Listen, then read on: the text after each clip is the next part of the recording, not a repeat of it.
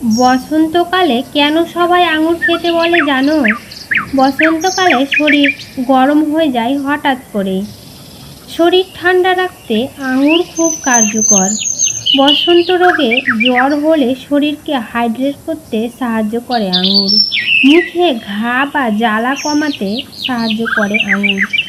রোগ প্রতিরোধক ক্ষমতা বাড়িয়ে শরীরকে দ্রুত সুস্থ করতে সাহায্য করে। শরীরের দুর্বলতা কমায়, রক্ত পরিষ্কার করে, যার ফলে ত্বকের সমস্যা দূর হয়। গলা শুকিয়ে গেলে আঙুর আরাম দেয়।